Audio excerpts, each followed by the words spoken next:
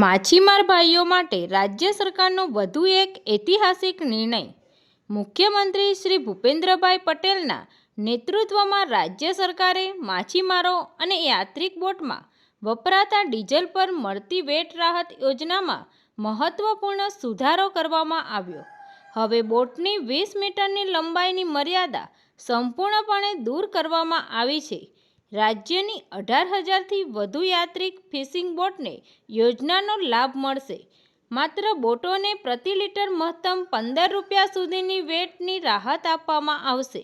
હવે 20 મીટરથી વધુ લંબાઈની બોટ ધરાવતા માછીમારોને પણ સબસિડીનો લાભ મળશે.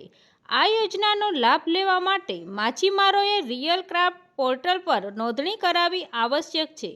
આ નિર્ણયથી નાના, મધ્યમ અને મોટા તમામ વર્ગના માછીમારોના ડીઝલ ખર્ચમાં ઘટાડો થશે, તેમની આવકમાં વધારો થશે અને માછીમાર સમાજના આર્થિક શાસ્ત્રીકરણને નવી દિશા મળશે. Bureau report, Tapasvi Gujarat news, Jafrabad.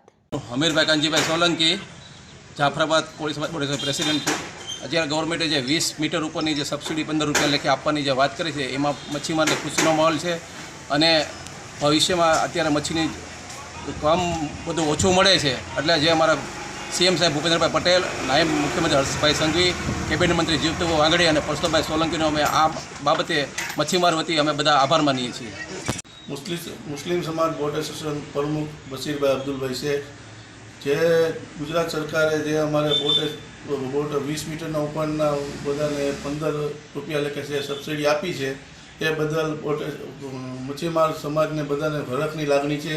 એ બદલ અમે સરકારશ્રીનો આભાર માનીએ છીએ.